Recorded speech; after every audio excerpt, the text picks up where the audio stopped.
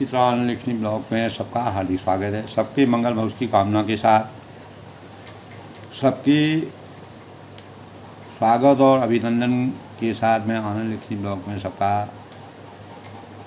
अभिनंदन करता हूं। और इसी परिणाम स्वरूप दोस्तों आज प्रेरणा स्रोत के रूप में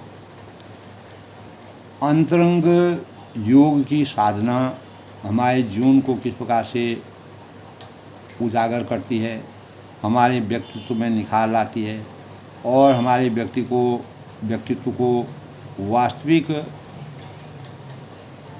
सुख की अनुभूति कराता है और अनेक प्रकार के दुखों को भोगने से बच सकते हैं, न्याय का दर्शन कर सकते हैं, सुख और दुख की वास्तविक पहचान कर सकते हैं। तो दोस्तों अंतरंग जो हमारी साधना एक यौगिक अभ्यास या अभ्यासों के समूह का नाम है। प्रेरणा स्रोत के रूप में दोस्तों आज योगी के आध्यात्मिक पथ पर प्रकृति को प्रोत्साहन कैसे करता है उस संबंध में मैं अपने विचार व्यक्त कर रहा हूँ। तो अंतरंग योग दर्शन में दोस्तों धारणा, ध्यान और समाधि को कहते हैं। तो ये तीनों अवस्थाएं मन से परे और उन्हें पाने के लिए, उनकी प्राप्ति के लिए हमेशा अभ्यास करते हैं और प्रत्याहार से ध्यान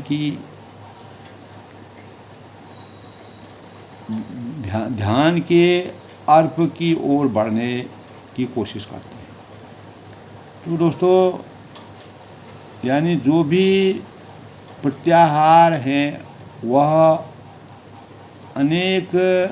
अनेकानेक योग का प्रवेश द्वार है और अभ्यास व्यक्ति को, प्रत्येक मानव जीवन को, प्रत्येक व्यक्ति के लिए ध्यान के लिए केंद्रित करता है। जब हम अभ्यास करेंगे तब हमको ध्यान में केंद्रित हमारा ध्यान होगा। तो योगाभ्यास यम नियम और आसन, प्राणायाम बहिरंग साधना माना जाता है। वही ध्यान, धारणा व समाधि को अंतरंग साधन कहा जाता है। यानी हम अगर पतंजलि के अनुसार दोस्तों जो हमको योग की साधना के शुरुआत का जो स्वरूप है उसके संबंध में कहते हैं तो 8 योग यम नियम, आशा, प्राणायाम और प्रत्याहार, धारणा, ध्यान, समाधि और अनेक प्रकार के एकाग्रता। तो एक योगी अभ्यास या अभ्यासों के समूह का नाम का स्वरूप है। योगिक अभ्यास या अभ्यासों के समूह का नाम है जो योगी के आध्यात्मिक पथ पर, जो उसका आध्यात्म का रास्ता है जिससे वो अपने जीवन को परिमार्जित करना चाहता है, तो उसकी प्रगति को प्रोत्साहित करता है, प्रोत्साहित करने की प्रेरणा है। तो आत्म साक्षात्कार का यही स्वरूप है। जब हम अपनी आत्मा में वास्तविक साक्षात्कार करते हैं, अपना खुद ही साक्षात्कार करते हैं, अपने से खुद ही प्रश्न और उत्तर करते हैं, हमको क्या दबाव मिलता है, हमारी चेतना से तो क्या दबाव मिलता है। तो प्रत्येक संवेदनाएं हमारे मस्तिष्क में अवतरित होती हैं और जिस प्रकार के भावों का बाहरी वातावरण में जो चीज़ हमारे जीवन में परिलक्षित दिखती है या अनुभव करते हैं, या हमको जैसे कोई कहीं पर चोट लगती है, कुछ हो जाता है, तो हमारा मस्तिष्क, पूरे इंद्रियां जो हैं हमारे काम करने लग जाते हैं, वो सचेत हो जाते हैं कि कहीं ना कहीं तुम्हें असुरक्षा हो गई है। तो अंतरंग योग यही है जो हमें अंदर से जागृत करने के ध्यान को हमारे अंतःकरण में रहता है।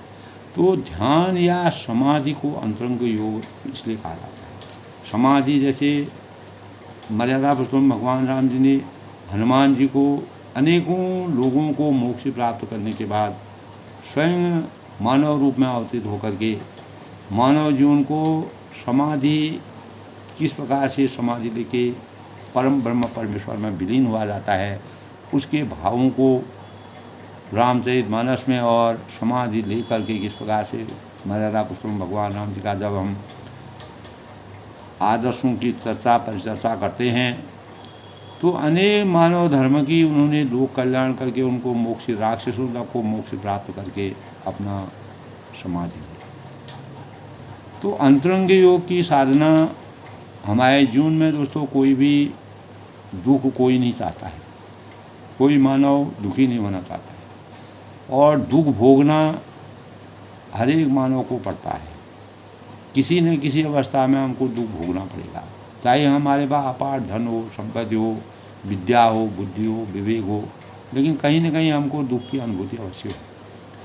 वह हमारी चेतना को पीड़ित कर सकती है, परेशान कर सकती है।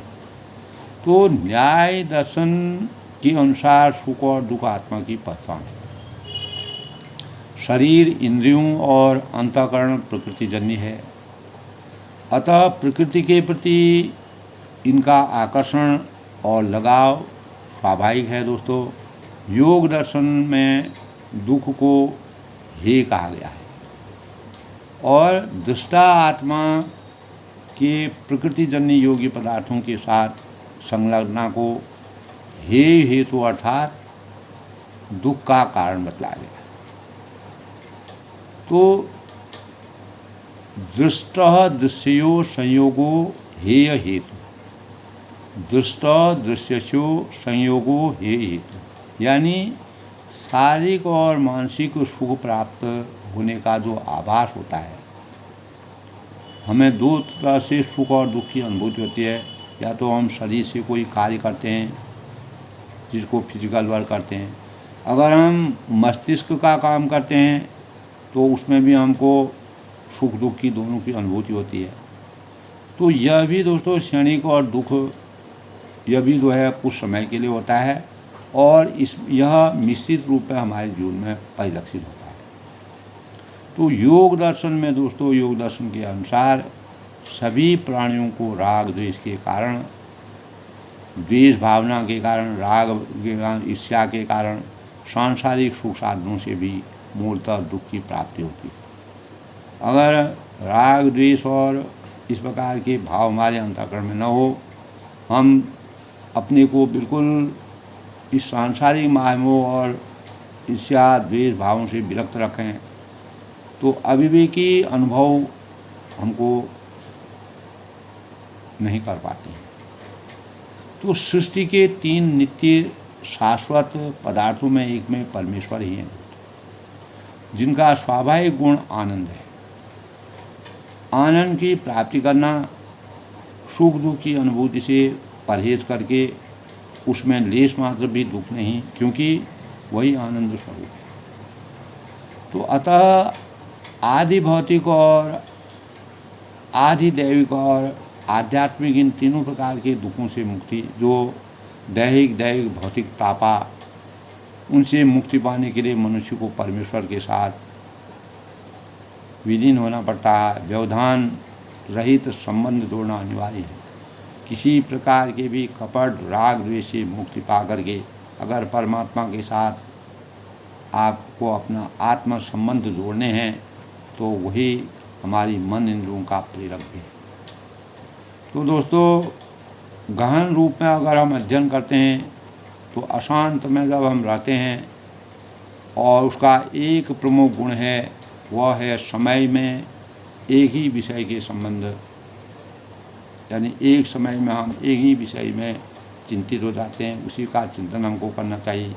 युग पज्या नान उत्पत्ति रमन सो लिंगम, युग पज्जान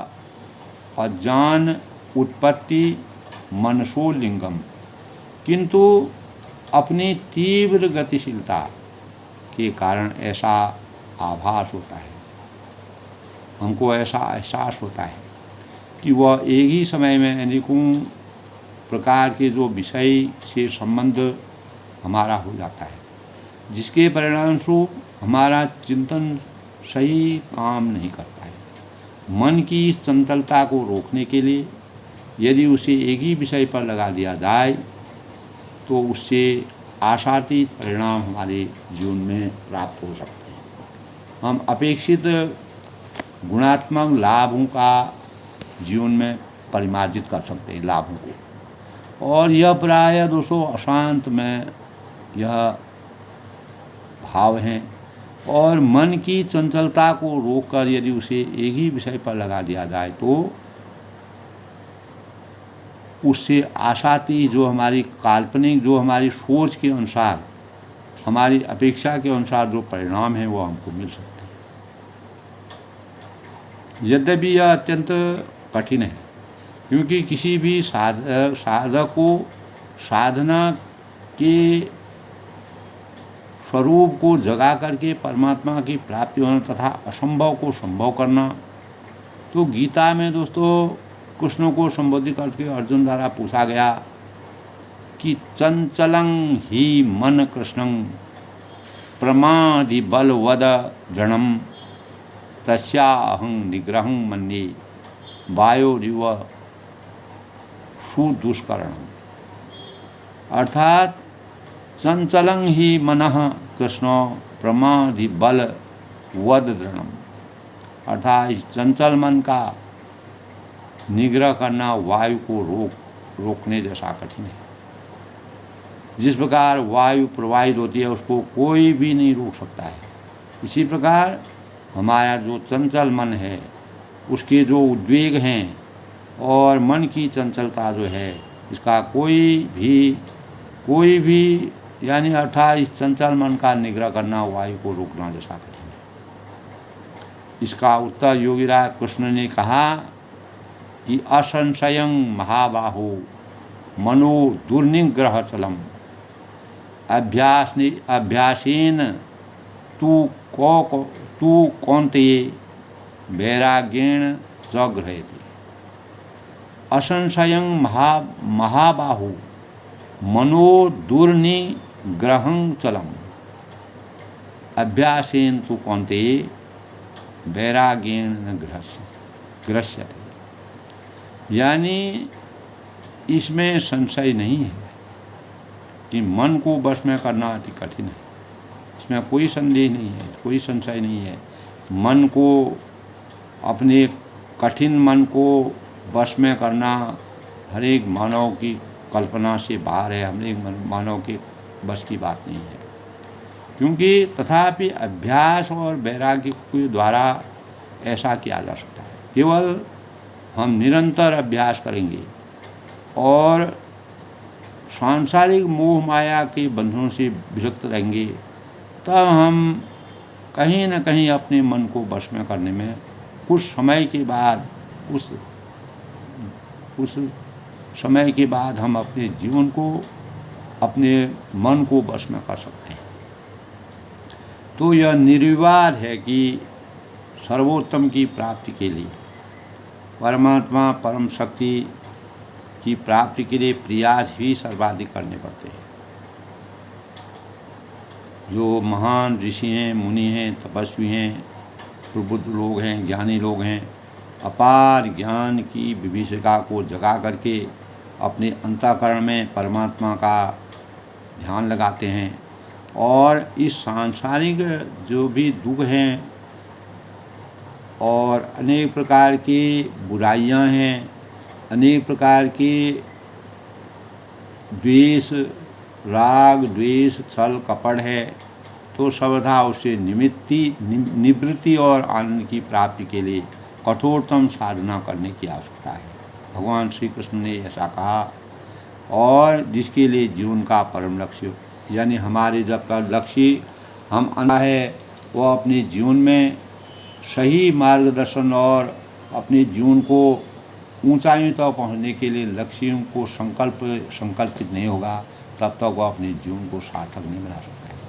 उसी प्रकार हमारे मन को वश में करना, जब तक हम साधना के स्वरूप को साधना में पूरे रूप से अपनी निष्ठा में समर्पण न करें, तब तक हम वास्तविक वशी अपने मन को वश में नहीं कर सकते। तो मन की चंचलता चित्त वृत्तियों को रोककर एक ही अचल तत्व यानी सर्वांतर्यासी यानी परमात्मा के स्थिर करने के मन को बाह्य विषयों के चिंतन से रोका जा सकता है। दोस्तों मन के संयमन से ही आत्मा का संयमन हो सकता है, क्योंकि जिससे आत्मा अपने स्वरूप में स्थिर हो जाती है और ऐसी स्थिति में जीवात्मा को ईश्वर के आनंद की निरंतर प्रतीति होती है और ऐसी स्थिति में जीवात्मा अनुभव करता है कि अहम ब्रह्मास्मि, यानी जीवात्मा को इस प्रकार आनंद स्वरूप होने की स्थिति की दो दशाएं परिलक्षित होती हैं। दोस्तों, जब हम गूढ़ अध्ययन करते हैं तब इन बातों का पता चलता है, मुक्तावस्था में और समाधि अवस्था में। तो मुक्तावस्था तो शरीर मुक्त होने के पश्चात ही प्राप्त होती है और जबकि समाधि जो है अवस्था शरीर में रहते हुए प्राप्त होती है। जीवात्मा के लिए परमात्मा की इस प्रकार की मिलन को ही योग कहते हैं। जब जीवात्मा परमात्मा से मिल जाती है, समाधि और युक्तावस्था को की वास्तविकता को हम जान जाते हैं, तब आत्मा और परमात्मा का मिलन होता है और यही योग का सबसे बड़ा यानी या इस प्रकार के मिलन को ही योग कहते हैं। तो जोड़ना, तो इस योगिक विज्ञान और इसे प्राप्त करने के साधनों का विस्तृत व्याख्यान हमको पतंजलि में मिलता है। दोस्तों, हम पतंजलि का तो प्रणीत योग दर्शन में किया गया है, जिसमें 6 भारतीय दर्शन शास्त्रियों ने अपना योग दर्शन के योग से 8 अंग वर्णन किए हैं। उसमें है यम है, नियम है, आसन है, प्राणायाम है, प्रत्याहार है, धारणा है, ध्यान और समाधि। तो इसी आधार पर इसे अष्टांग योग कहा जाता है। तो यम, नियम, आसन, प्राणायाम, प्रत्याहार, धारणा, ध्यान, समाधि, यही दोस्तों अष्टांग योग कहा जाता है। इसका मुख्य लक्ष्य समाधि होने से समाधि को ही योग माना जाता है। ऐसा योग दर्शन के प्रथम भाष्यकार व्यास ऋषि ने अपने ऐसा माना है, जो महान प्रबुद्ध थे, जिन्होंने अनेक प्रकार के वेदों की रचना की। शेष 7 योगांग समाधि तक पहुँचने के लिए सोपान कहे जा सकते हैं। तो दोस्तों, लक्ष्य और साधनों को ध्यान में रखकर योग के 2 भाग किए गए हैं, बहिरंग योग और अंतरंग योग। तो प्रारंभ में 5 अंगों को बहिरंग योग माना गया है। एक योगासन को अंतरंग योग की साधना का अधिकारी बनाता है। 5 यम अहिंसा है, सत्य है, अस्तेय है, ब्रह्मचर्य है और अपरिग्रह तथा 5 नियम हैं, शौच है, संतोष है, तप है, स्वाध्याय है, ईश्वर प्रणिधान है। तो योग साधन को दुर्गुणों से रहित और लक्ष्य के लिए समर्पित सुपात्र बनाने के लिए अपरिहार्य है। तो जिनका पालन किए बिना कोई व्यक्ति योग पथ पर आगे नहीं बढ़ सकता है। दोस्तों, प्राणायाम के अभ्यास से श्वास प्रश्वास पर नियंत्रण रहता है और इंद्रियों का अपने विषयों में उपराग रहित संबंध विच्छेद होकर शांत हो जाता है। प्रत्याहार कहलाता है। तो आजकल पूरे विश्व में दोस्तों योगा के नाम से प्रसिद्ध आसन और प्राणायाम शारीरिक स्वास्थ्य के लिए लाभदायक हो सकते हैं, किंतु समाधि से इसका कोई संबंध नहीं। बहिरंग योग की सिद्धि हो जाने पर अंतरंग योग की साधना सरल हो जाती है। जब हम बाहर से शुद्ध हो जाते हैं तो हमारे अंतरंग की हम आसानी से उसको प्राप्त कर सकते हैं। तो इसके अंतर्गत धारणा, ध्यान और समाधि 3 अलग अलग योगांग होते हैं। होते हुए वस्तु एक ही साधना इस प्रकार हमको समझना चाहिए कि समाधि अंगी है और धारणा ध्यान करने का अंग है। जब किसी विषय में चित्त को ठहराया जाता है, तब चित्त की एक विषयावृत्ति त्रिपुटी सहित होती है। जब हम पतंजलि के ज्ञान को बारे में देखते हैं तो 3 आकारों के समाहार अर्थात इकट्ठे होने का नाम त्रिपुटी है। तो यह त्रिपुटी ध्याता, ध्यान और ध्येय के रूप में होता है। ध्याता ध्यान करने वाला आत्मा से प्रकाशित चित्त की एक वृत्ति जिनके द्वारा विषय का ज्ञान होता है, ध्यान है। तो दोस्तों, ध्यान का विषय ध्येय है। किसी विषय से चित्त को ठहराते समय उस विषयाकार वृत्ति में त्रिपुटी का इस प्रकार अलग अलग मान होता है कि मैं ध्यान कर रहा हूँ, यह ध्यान है, इस विषय का ध्यान हो रहा है। और जब तक त्रिपुटी से भान यानी होने वाली विषयाकार वृत्ति का समान प्रवाह से बहना प्रारंभ न हो, अर्थात इस वृत्ति के बीच बीच में अन्य वृत्तियों न आती रहें, तब तक स्थिति धारणा कहलाती है। तो जब यह त्रिपुटी के भाव होने वाले विषयाकार वृत्ति व्यधान रहित हो जाते हैं, अर्थात विजातीय वृत्तियाँ बीच बीच में न आएँ, किंतु सदृश वृत्तियों का प्रवाह बना रहता है। तो ऋग्वेदादि भाष्य भूमिका कहा है दोस्तों। उपासना विषय में महर्षि दयानंद सरस्वती लिखते हैं कि जैसे अग्नि के बीच में लोहा भी अग्नि का रूप ले लेता है, वो भी लाल हो जाता है।